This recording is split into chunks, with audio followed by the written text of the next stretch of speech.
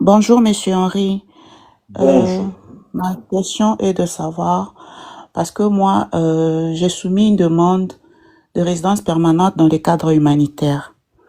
Fait que on m'a déjà répondu que ma demande a été acceptée.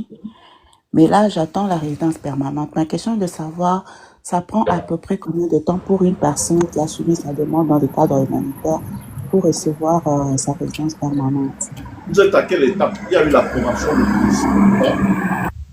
Il y a eu l'approbation du dossier. Du J'ai principe, reçu ok. une lettre que ma demande a été acceptée et à la suite, on m'a demandé plein de documents que j'ai également soumis et tout ça. Et là, je suis comme en attente de la résidence permanente Comptez en moyenne une année. En moyenne. parce que c'est depuis 2023 que j'ai reçu la lettre que ma demande a été Oui. acceptée. C'est pourquoi j'ai dit en moyenne, parce que en général, ça va durer encore. Ce n'est pas, ça va durer dans ce cadre-là pour l'humanité. Mhm. Alors, ma deuxième question était de savoir, est-ce qu'avec cette lettre-là, est-ce que j'ai la possibilité de voyager ou de faire des Non, études? non. Ok. Vous n'avez pas encore la résidence. C'est l'approbation de principe. C'est l'autre étape que vous attendez. Est-ce que le fait d'être étudiant international, présentement au cours, c'est-à-dire actif au cours, et faire une demande d'entrée express pendant qu'on est étudiant?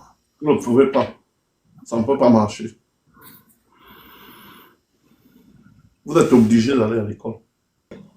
Vous savez, ce sont des êtres humains qui travaillent à l'immigration. Hein? Oui. Soit ils peuvent se tromper, soit ils peuvent appliquer la loi. Ça peut tomber sur un agent qui applique la loi autrement. Mais la loi est claire, hein? Est très claire.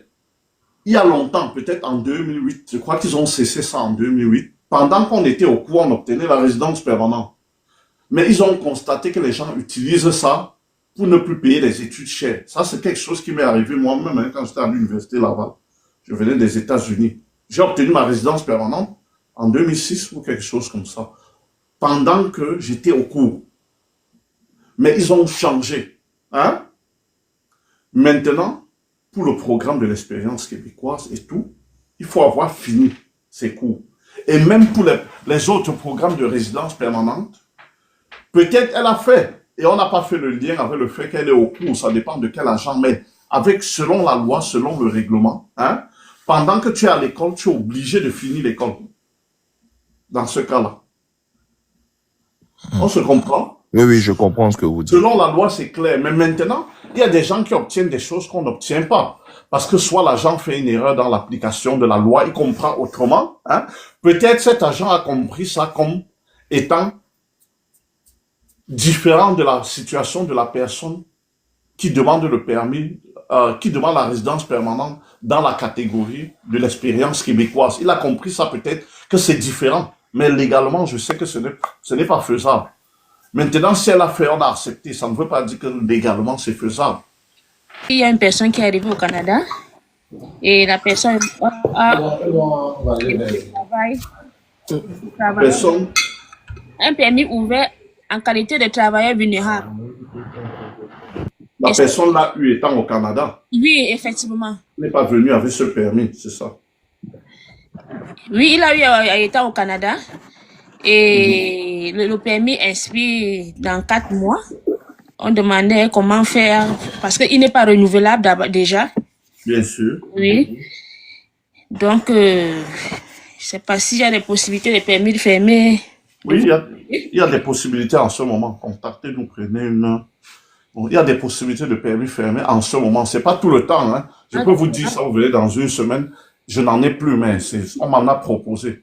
Il y a des employés qui m'ont demandé ces temps-ci. Donc, Okay. à partir de lundi, contactez-nous au bureau.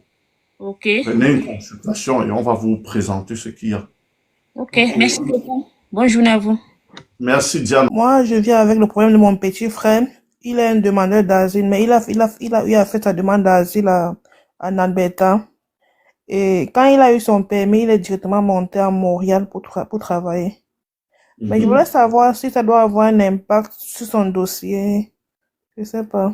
Les demandes d'asile, quand vous parlez d'impact, il y a des gens même qui m'ont dit qu'ils ne peuvent plus demander à Montréal. Ils doivent aller en Alberta ou en Saskatchewan parce qu'on dit que là-bas, on donne plus facilement. Bon, c'est les choses du quartier. Hein? C'est les choses vraiment du quartier. Lorsque vous faites une demande d'asile, c'est l'administration.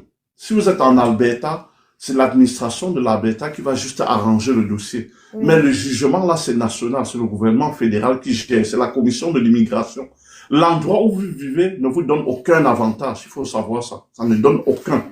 Il y a même des gens qui changent l'adresse pour jongler, ils font des choses qui n'ont vraiment pas de sens. Ça ne vous donne aucun avantage.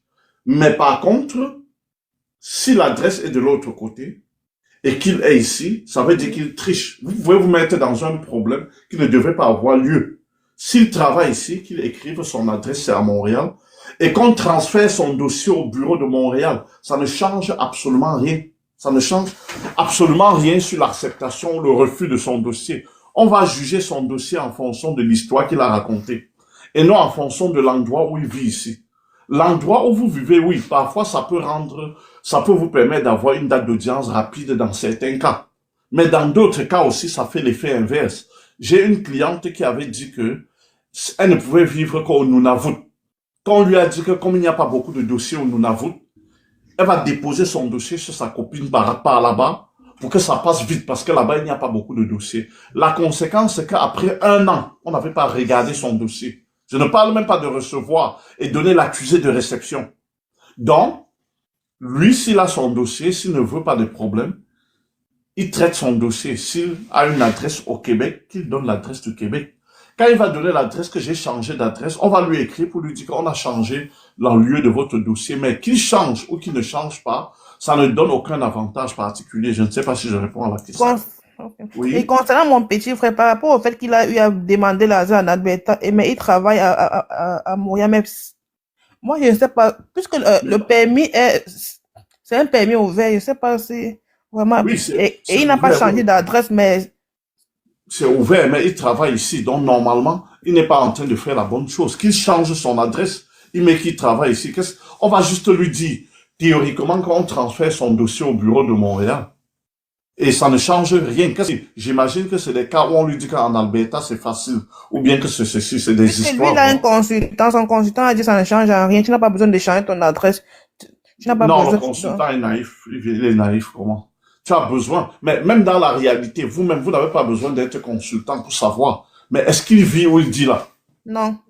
Il a mis l'adresse de sa copine, il a mis l'adresse d'une amie là-bas, donc. Donc, est-ce que c'est bon de tricher pour des choses qui n'apportent rien? Hein? Non. Même si le consultant va toujours gérer son dossier, que ce soit au Québec ou là-bas, mais j'ai des clients en Alberta, dans toutes les provinces du Canada, ça ne change rien. Mais ce que je demande, c'est de dire la vérité. Qu'est-ce qui lui coûte de dire qu'il vit à Montréal?